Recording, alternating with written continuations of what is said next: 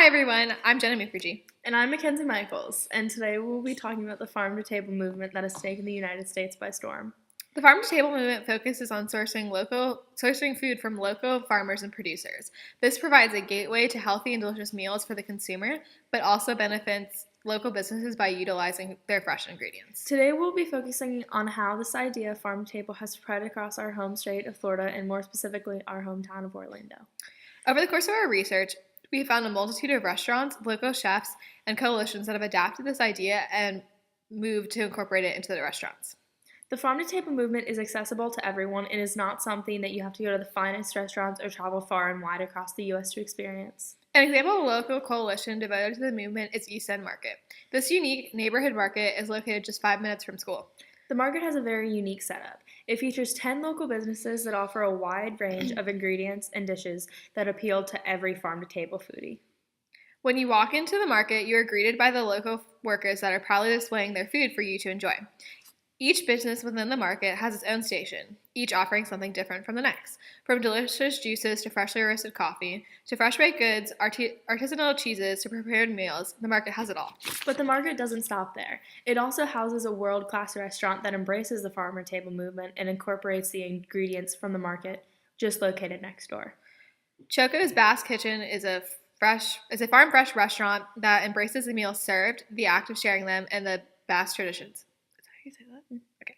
Chefs at Bass Kitchens, especially Choco's, take pride in the quality of their kitchen to instill upon the customer a great respect for the preparation and consumption of the food, as well as provide an atmosphere for people to gather and celebrate their community. Basque fare is mainly centered on understanding and appreciating the natural sources that comprise the dishes we consume. The menu at Choco's is seasonally driven by the chef's access to what the East End Market has available, be it the vegetables from their garden outside or the sustainable seafood sold by one of the local companies that call the market home. Bass Fair, East End Market, and Choco's Kitchen are just a few examples of the farm-to-table movement in Orlando. There are countless other restaurants throughout the city that incorporate the farm-fresh ways of the movement into their menus. Fortunately, we have had the opportunities to visit, interview, and dine at a few of these restaurants. One of these local restaurants is the Ravenous Pig, which is run by a power team of chefs just in Winter Park.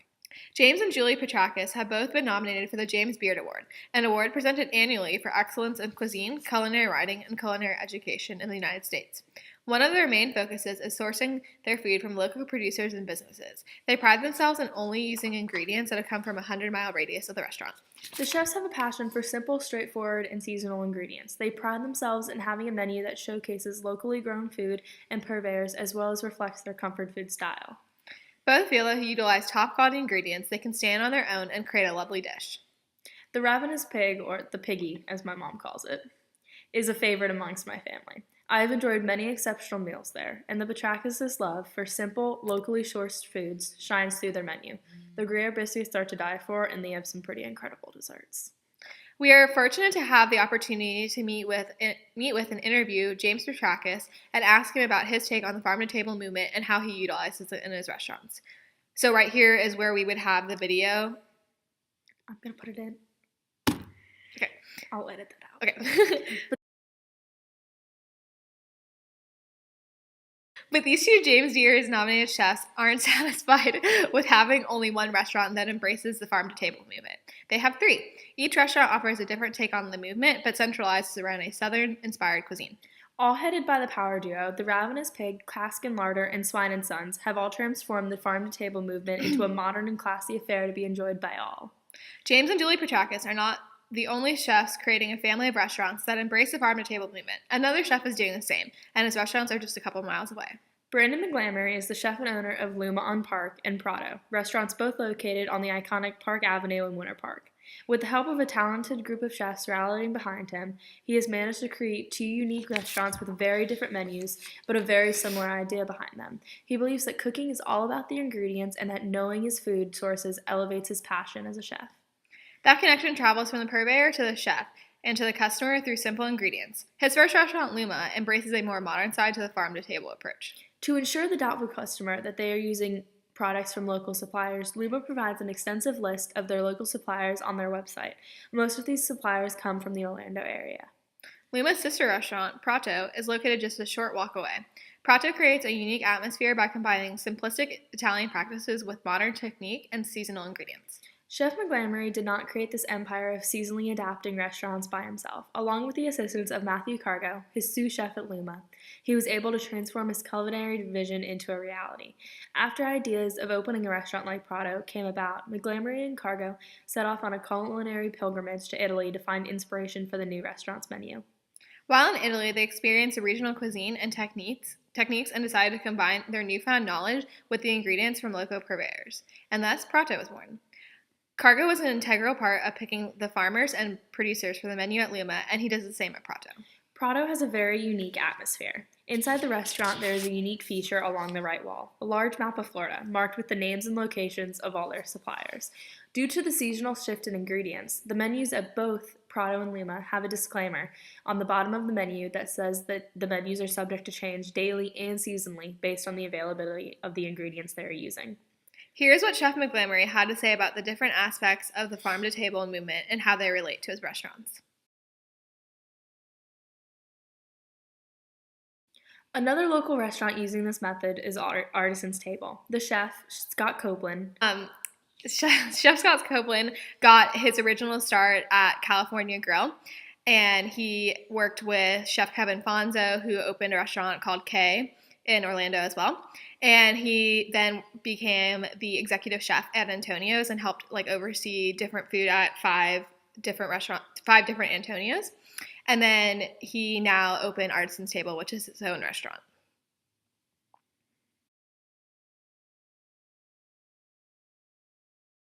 Finally, there's a unique coalition located just minutes from school that brings our entire idea full circle. The Orlando Junior Academy is a small seventh-day Adventist school that is exposing its kids to the accessibility of the farm-to-table movement and just healthy eating in general without them even realizing it. The school has 2 gardens, one on campus and one off campus, and they grow they grow a variety of produce. The idea was to integrate the garden and cooking into the school's curriculum to teach the kids to adapt to sustainable practices. Alongside the gardens, every Thursday, the kids participate in a nutritional science lab. This lab is taught by the school chefs Sarah and Kevin Fonzo from K Restaurant in College Park. The chefs teach the kids how to cook with the beautiful fresh produce they've grown in their schoolyard, which is the epitome of farm to table, even though it's more like yard to table. The science lab completed the triad of the healthy food practices that they were instilling at the school. They had their school garden, the healthy lunch component, where they only serve a vegetarian lunch, but they needed the third point. This lab gave them that in a way that it benefited the children more than ever. Teaching kids about growing a vegetable is one thing, but teaching them how to utilize them in a healthy way is a revelation. Having these kids constantly exposed to these gardens not only shows them exactly where their food is coming from, but it discourages them from desiring unhealthy fast foods. The on-campus garden grows a variety of vegetables like purple broccoli, kale, lettuce, carrots, eggplant, spinach, lemongrass, and sweet potatoes. All of these produce items struck me as things that kids wouldn't eat in a million years. At least I know I wouldn't. Well, the head gardener and mastermind behind the whole garden idea, Brad, said that they use peer pressure to their advantage in this situation. If one first grader tries a piece of purple broccoli and loves it, then the other first graders are more likely to try it. The idea of surrounding kids with fresh vegetables and healthy meals created for them is an incredible feat for the school to have accomplished in such a unique way. It's not only exposing the younger generation to the farm-to-table movement, but it's also working on making the movement an everlasting note on restaurant menus and in our lives. By teaching our youth these ways, it is only opening doors for a better and more nutritional future. It is helping to make the farm-to-table movement something more than just our latest fad, and that is an idea worth sharing.